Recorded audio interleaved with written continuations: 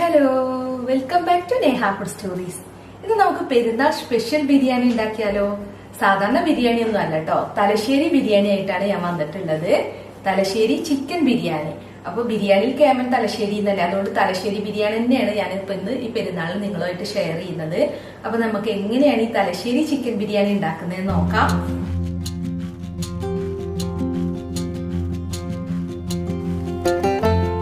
Chicken biryani ഉണ്ടാക്കാൻ വേണ്ടിയിട്ട് ആദ്യം തന്നെ നമുക്ക് ബിരിയാണി ഗാർണിഷ് ചെയ്യാനുള്ള സവാള ഒന്ന് ഫ്രൈ ചെയ്തെടുക്കുക. അപ്പോൾ അതിന് വേണ്ടിയിട്ട് 2 മീഡിയം വലിപ്പത്തിലുള്ള സവാള നേരിയതായിട്ട് കട്ട് ചെയ്തിട്ടാണ് ഞാനിപ്പോൾ ഈ എണ്ണയിലോട്ട് ഇട്ടിട്ടുള്ളത്. ഞാനിപ്പോൾ സൺഫ്ലവർ ഓയിലാണ് കേട്ടോ എടുത്തിട്ടുള്ളത്. അപ്പോൾ ഇത് നല്ലപോലെ ഗോൾഡൻ ബ്രൗൺ നിറായിട്ടുണ്ട്. ഇനി നമുക്കിത് എണ്ണയിൽ നിന്ന് മാറ്റാം. ഇതിൽ പകുതി സവാള നമുക്ക് ബിരിയാണി ഗാർണിഷ് ചെയ്യാനും പകുതി പിന്നെ മസാലയിലോട്ട് ക്രഷ് ചെയ്തിട്ട് ചേർക്കാനും വേണ്ടിയിട്ടാണ്. പിന്നെ ഞാനിതിലേക്ക് കുറച്ച് അണ്ടിപ്പരിപ്പ് ഇട്ടുകൊടുത്തിട്ടുണ്ട്. അതിനുശേഷം നമുക്ക് കുറച്ച് ഉണക്കമുന്തിരി കൂടി ഇട്ടുകൊടുക്കാം. അപ്പോൾ അണ്ടിപ്പരിപ്പും മുന്തിരിയൊക്കെ നിങ്ങളുടെ ഇഷ്ടത്തിനനുസരിച്ച് എടുത്താൽ മതി. അപ്പോൾ കാഷ്നട്ടും റൈസൻസും കൂടെ റോസ്റ്റ് ആയിട്ടുണ്ട്. ഇനി ഇത് നമുക്ക് എണ്ണയിൽ നിന്ന് മാറ്റാം. ഇനി ചിക്കൻ മസാല ഉണ്ടാക്കാൻ വേണ്ടിയിട്ട് ഒരു പാൻ അടുപ്പിൽ വെച്ചിട്ട് ചൂടാക്കുക. എന്നിട്ട് അതിലോട്ട് ഒരു 3 ടേബിൾ സ്പൂൺ നെയ്യ് ചേർക്കുക. ഞാനിപ്പോൾ പശു നെയ്യ് തന്നെയാണ് എടുത്തിട്ടുള്ളത്. വേണമെന്നുണ്ടെങ്കിൽ ഡാൽഡ എടുക്കാം. എന്നിട്ട് അതിലേക്ക് 2 മീഡിയം വലിപ്പത്തിലുള്ള സവാള ഇതുപോലെ കട്ട് ചെയ്തത് ഇട്ട് കൊടുക്കുക. എന്നിട്ട് നല്ല പോലെ ഒന്ന് വഴറ്റിയെടുക്കണം. ശരിക്കും നെയ്യിൽ ചെയ്യാണ് കേട്ടോ കൂടുതൽ ടേസ്റ്റ് ഡാൽഡ എടുക്കുന്നതിനേക്കാളും. പിന്നെ ഇതിലേക്ക് വെളുത്തുള്ളി, ഇഞ്ചി, പച്ചമുളകും ചേർത്തതാണ് ചേർക്കുന്നത്. അപ്പോൾ ഞാൻ 5 വലിയ പച്ചമുളകും ഒരു തുടം വെളുത്തുള്ളി പിന്നെ ഒരു ചെറിയ കഷ്ണം ഇഞ്ചിയും കൂടി ചതച്ചതാണ് കേട്ടോ ഇത്. ഇനിയിപ്പോൾ ഇതിൻ്റെ പച്ചച്ചൊവ മാറുന്നത് വരെ ഒന്ന് വഴറ്റിയെടുക്കണം. അതിനുശേഷം ഇതിലേക്ക് ഒരു 1/2 ടീസ്പൂൺ മഞ്ഞൾപ്പൊടിയും 2 ടീസ്പൂൺ ഗരം മസാലയാണ് ചേർക്കുന്നത്. അപ്പോൾ നമ്മൾ തലശ്ശേരി ബിരിയാണിയിലോട്ട് അധികം മസാല ഒന്നും ചേർക്കൂല കേട്ടോ. മുളക് പൊടിയോ മല്ലിപ്പൊടിയോ ഒന്നും ചേർക്കുന്നില്ല. അപ്പോൾ പൊടികളുടെ പച്ചച്ചൊവ മാറുന്നത് വരെ വഴറ്റിയെടുത്തിട്ടുണ്ട്. ഇനി അതിലേക്ക് 2 മീഡിയം വലിപ്പത്തിലുള്ള തക്കാളിയാണ് ചേർക്കുന്നത്. അപ്പോൾ നേരിയതായിട്ട് കട്ട് ചെയ്യുകയാണെന്നുണ്ടെങ്കിൽ പെട്ടെന്ന് തന്നെ തക്കാളി വാടി കിട്ടും.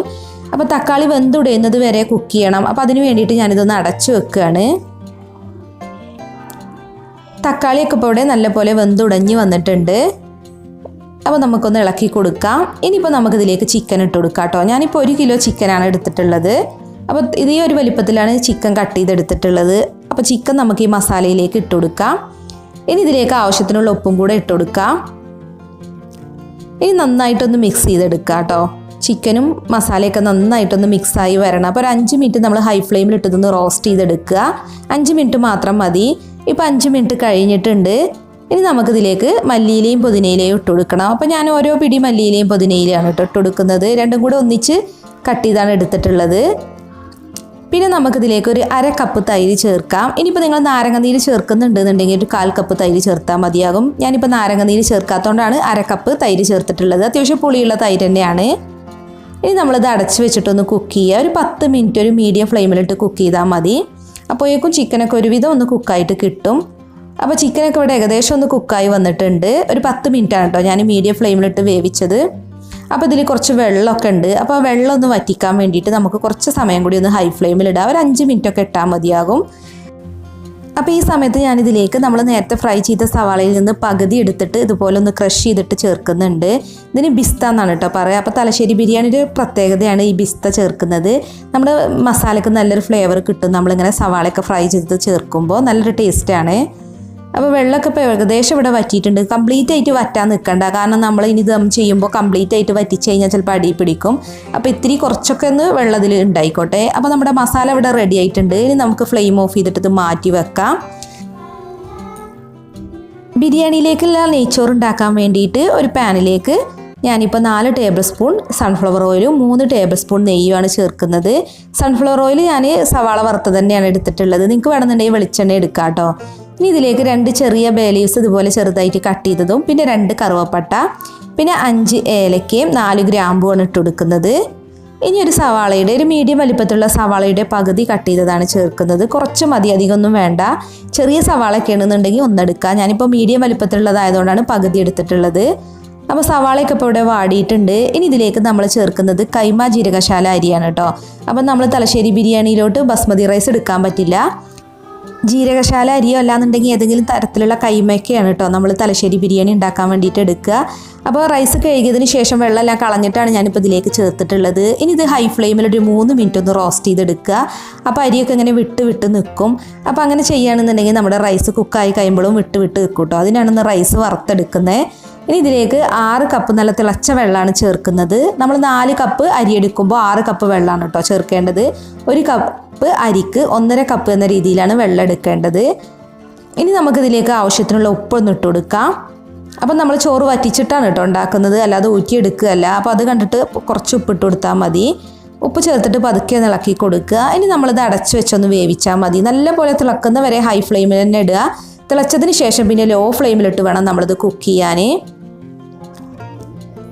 അപ്പോൾ നല്ലപോലെ തിളച്ചിട്ടുണ്ട്. ഇനി ഞാൻ തീ ഒന്ന് കുറച്ച് വെക്കുകയാണ്. നല്ലപോലെ തിളച്ച് കഴിഞ്ഞാൽ നമ്മൾ കുറച്ച് വെക്കണം തീ, അല്ലാന്നുണ്ടെങ്കിൽ റൈസിലത്തെ വെള്ളം പെട്ടെന്ന് വറ്റും, ചോറൊന്നും കുക്കാവില്ല. അപ്പോൾ റൈസൊക്കെ ഇവിടെ നല്ലപോലെ കുക്കായിട്ടുണ്ട്. ഉള്ളരി കടിക്കുന്നൊരു പരുവത്തിലായിരിക്കും കേട്ടോ നമ്മളിങ്ങനെ വേവിക്കുമ്പോൾ ചോറ് കിട്ടുക. പിന്നെ നമ്മൾ ദം ചെയ്യുമ്പോഴാണ് ബാക്കിയുള്ള വേവൊക്കെ ആയി കിട്ടുക. അപ്പോൾ റൈസ് നമുക്ക് ഇനി മാറ്റി വെക്കാം. ഇനി നമുക്ക് ചോറ് ദം ചെയ്യാൻ തുടങ്ങാം. അപ്പോൾ അതിന് വേണ്ടിയിട്ട് ചിക്കൻ മസാലയിലോട്ട് വേവിച്ച് വെച്ചിട്ടുള്ള ചോറ് ഇട്ട് കൊടുക്കുകയാണ്. അപ്പോൾ ഞാൻ ആദ്യം മസാല റെഡിയാക്കിയിട്ട് പിന്നെ ചോറ് വേവിച്ചെടുക്കുകയാണ് ചെയ്തിട്ടുള്ളത്. അത് നിങ്ങൾക്ക് മനസ്സിലാവാൻ വേണ്ടിയിട്ടാണ് കേട്ടോ. നമ്മൾ ചെയ്യുമ്പോൾ അല്ലാതെ നമ്മൾ ബിരിയാണിയൊക്കെ ഉണ്ടാക്കുമ്പോൾ നമുക്ക് മസാല റെഡിയാക്കുന്ന അതേ സമയം തന്നെ മറ്റേ അടുപ്പിൽ ചോറും വേവിച്ചെടുക്കാം. അപ്പോൾ നമുക്ക് പെട്ടെന്ന് തന്നെ ബിരിയാണി ദം ചെയ്തെടുക്കാൻ പറ്റും.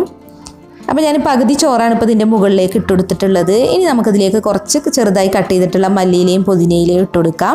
പിന്നെ നമ്മൾ നേരത്തെ വറുത്ത് വെച്ചിട്ടുള്ള സവാള, കാഷ്നട്ട്, റൈസിൻസും ഒക്കെ ഇട്ട് കൊടുത്തിട്ടുണ്ട്. പിന്നെ ഒരു 1/4 ടീസ്പൂൺ ഗരം മസാല ഇട്ടിട്ടുണ്ട് കേട്ടോ. പിന്നെ 2 ടീസ്പൂൺ നെയ്യും കൂടെ ഇതിൻ്റെ മുകളിലേക്ക് ഒഴിച്ചു കൊടുക്കുകയാണ്.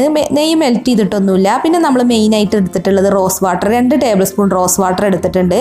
അതിലൊരു 1/2 ടീസ്പൂൺ മഞ്ഞൾ കലക്കിയതാണ് കേട്ടോ ഞാനിപ്പോൾ ഈ ചേർക്കുന്നത്. അപ്പോൾ നല്ല കളറും കിട്ടും ബിരിയാണിക്ക്. പിന്നെ തലശ്ശേരി ബിരിയാണിയൊക്കെ ആകുമ്പോൾ നമ്മൾ റോസ് വാട്ടർ ചേർക്കണം.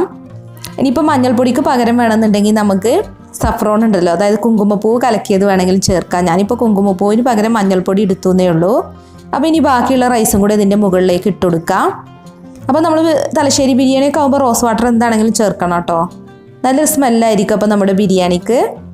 അപ്പോൾ രണ്ടാമത്തെ ട്രിപ്പ് റൈസ് ഇട്ട് കൊടുത്തിട്ട് ഞാൻ നല്ലപോലെ ഇതുപോലെ നിരത്തി എടുത്തിട്ടുണ്ട്. ഇനി നമ്മൾ നേരത്തെ ചെയ്ത പോലെ തന്നെ മല്ലിയിലയും പുതിനയിലയും ഇട്ട് കൊടുക്കുക. പിന്നെ വറുത്ത് വെച്ചിട്ടുള്ള സവാള, അണ്ടിപ്പരിപ്പ്, മുന്തിരിയൊക്കെ ഇട്ട് കൊടുക്കുക. പിന്നെ ഒരു 1/4 ടീസ്പൂൺ ഗരം മസാല കൂടി ഇതിൻ്റെ മുകളിലേക്കൊന്ന് സ്പ്രെഡ് ചെയ്ത് കൊടുക്കുക. പിന്നെ നെയ്യ് ചേർക്കുന്നുണ്ട് കേട്ടോ. ലാസ്റ്റ് ദം ചെയ്യുന്നത് കൊണ്ട് തന്നെ ഞാനിപ്പോൾ ഒരു 3 ടേബിൾ സ്പൂൺ നെയ്യാണ് ഇതിൻ്റെ മുകളിലേക്ക് ഇട്ട് കൊടുക്കുന്നത്. വേണമെന്നുണ്ടെങ്കിൽ നമുക്ക് മെൽറ്റ് ചെയ്ത നെയ്യ് വേണമെങ്കിലും ചേർക്കാം. പിന്നെ നമ്മൾ ദം ചെയ്യുമ്പോൾ നെയ്യ് മെൽറ്റ് ആയിക്കോളുമല്ലോ. പിന്നെ നമ്മൾ നേരത്തെ റെഡിയാക്കി വെച്ചിട്ടുള്ള റോസ് വാട്ടറും മഞ്ഞൾപ്പൊടിയും കലക്കിയ മിക്സ് ഉണ്ടല്ലോ, അതും കൂടെ ഇതിൻ്റെ മുകളിലേക്ക് ഒഴിച്ചു കൊടുക്കാം. ഇനി ആവി പുറത്ത് പോകാതിരിക്കാൻ ഞാനിപ്പോൾ ഒരു സിൽവർ ഫോയിൽ പേപ്പർ വെച്ചിട്ടാണ് കവർ ചെയ്യുന്നത്. നിങ്ങൾക്ക് വേണമെന്നുണ്ടെങ്കിൽ മൈദ കൊണ്ടൊക്കെ ഒരു ഡോ ഉണ്ടാക്കിയിട്ട് അങ്ങനെ വേണമെന്നുണ്ടെങ്കിൽ അങ്ങനെയും ദം ചെയ്തെടുക്കാം. അപ്പോൾ ആവി പുറത്ത് പോകാതെ ദം ചെയ്തെടുക്കണം കേട്ടോ, എന്നാലാണ് നല്ല സൂപ്പർ ഫ്ലേവർ കിട്ടുക. ഇനി വേണം നമ്മൾ ഫ്ലെയിം ഓൺ ചെയ്യാൻ. എന്നിട്ട് ലോ ഫ്ലെയിമിൽ ഏറ്റവും കുറഞ്ഞ തീയിൽ 20 മിനിറ്റാണ് ഞാൻ ദം ചെയ്തിട്ടുള്ളത്. അതിൽ കൂടുതൽ വെക്കേണ്ട ആവശ്യമില്ല. അങ്ങനെയാണെന്നുണ്ടെങ്കിൽ അടി പിടിക്കും. ഇനിയിപ്പോൾ നിങ്ങൾക്ക് അടി പിടിക്കുന്ന പേടിയുണ്ടെങ്കിൽ ഒരു പയ നോൺ സ്റ്റിക്ക് പാനൊക്കെ അല്ലെങ്കിൽ ഏതെങ്കിലും ഒരു തട്ടൊക്കെ വെച്ചിട്ട് അതിൻ്റെ മുകളിൽ ദം ചെയ്താലും മതി. അപ്പോൾ ഞാൻ ഫ്ലെയിം ഓഫ് ചെയ്തതിന് ശേഷം പിന്നെ ഒരു 15 മിനിറ്റും കൂടി കഴിഞ്ഞിട്ടാണ് കേട്ടോ ബിരിയാണി സെർവ് ചെയ്തത്. അപ്പോൾ ഒരു 15 മിനിറ്റും കൂടെയൊക്കെ നമ്മൾ ദം പൊട്ടിക്കാതെ വെക്കുകയാണെന്നുണ്ടെങ്കിൽ അത്രക്കും നല്ലതാണ്. അത്രക്കും നമ്മുടെ റൈസൊക്കെ നന്നായിട്ടൊന്ന് ഫ്ലേവർ കിട്ടും, ചിക്കൻ്റെയൊക്കെ ഫ്ലേവർ. അപ്പോൾ കണ്ടോ, റൈസൊക്കെ വിട്ട് തന്നെയാണ് നിന്നിട്ടുള്ളത്. നമുക്കിനി ഇതൊന്ന് സെർവ് ചെയ്യാം. അപ്പോൾ നിങ്ങൾക്ക് ഈ പെരുന്നാളിൽ ഉണ്ടാക്കാൻ പറ്റിയ നല്ലൊരു തലശ്ശേരി ചിക്കൻ ബിരിയാണിയാണ് കേട്ടോ ഇത്. നിങ്ങളൊന്ന് ട്രൈ ചെയ്ത് നോക്കുക. നല്ല സൂപ്പർ ടേസ്റ്റാണ്. തലശ്ശേരി ബിരിയാണി എന്ന് പറയുമ്പോൾ തന്നെ ഒരു അടിപൊളി ബിരിയാണിയാണല്ലോ, എല്ലാവർക്കും അറിയാം. മറ്റുള്ള ബിരിയാണി ഒന്നും മോശമാണെന്നല്ല, മറ്റുള്ള ബിരിയാണി അടിപൊളി തന്നെയാണ്. പക്ഷെ എന്തോ തലശ്ശേരി ബിരിയാണിക്ക് ഒരു പ്രത്യേക ടേസ്റ്റാണ്. അപ്പോൾ നിങ്ങൾക്ക് വീഡിയോ ഇഷ്ടമായിരുന്നുണ്ടെങ്കിൽ ഒന്ന് ലൈക്ക് ചെയ്യുക, ഷെയർ ചെയ്യുക. അതുപോലെ നിങ്ങളുടെ വിലയേറിയ അഭിപ്രായങ്ങൾ കമൻറ്റ് ചെയ്യാനും മറക്കരുതേ. അപ്പോൾ മറ്റൊരു കിടിലൻ റെസിപ്പിയുമായി നമുക്ക് വീണ്ടും കാണാം. Thank you.